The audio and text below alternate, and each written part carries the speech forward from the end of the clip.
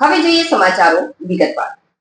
અંકલેશ્વરમાં ફોર્મ પરત ખેંચવા શરૂ થયો સામ દામ દંડ ભેદ ખેલ. ઉમેદવારી પરત ખેંચવા લોભ લાલચની શરૂઆત થઈ.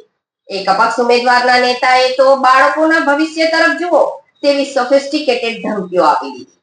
મોટી પાર્ટી, મોટા નામ છતાં નાના ઉમેદવારોથી ડર કે પછી હારની બીક? સવાલ જનતાનો. અંકલેશ્વર પાલિકાની ચૂંટણીમાં ગતરોજ 107 ઉમેદવારોના ફોર્મ મંજૂર થતાં જ હવે વિવિધ પક્ષો ચૂંટણી પ્રચારમાં અને પ્રસારમાં શરૂઆત કરી દીધી છે. આ વચ્ચે અપક્ષ અને કેટલાક પક્ષના ઉમેદવારો પણ ઉમેદવારી પરત ખેંચવા માટેનો દોર શરૂ થયો છે. સામદામ દંડ અને ભેદની નીતિ શરૂ કરાઈ છે.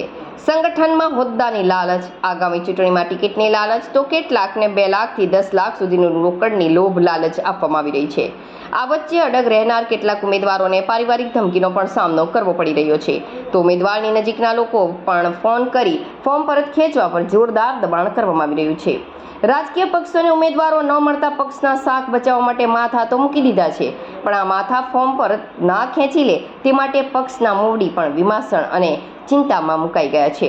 ત્યારે પાલિકા ચૂંટણી ઉમેદવારો ફાઇનલ લિસ્ટ નક્કી થાય તે પૂર્વે હાલ તો પોતાની સામે ઉભેલી પ્રતિદ્વંદી સામે ચૂંટણી લડવાને બદલે તેને બેસાડી દેવા માટે નીતિ અપનાવી શોર્ટકટ શોધતા નેતાઓને ટિકિટ તો મળી ગઈ છે, પણ ચૂંટણી ખર્ચ અને જીતવા આત્મવિશ્વાસની કમીને લઈ હાલ તો સામદામ દંડ અને ભેદની નીતિથી તડજોડનું રાજકારણ શરૂ થયું છે.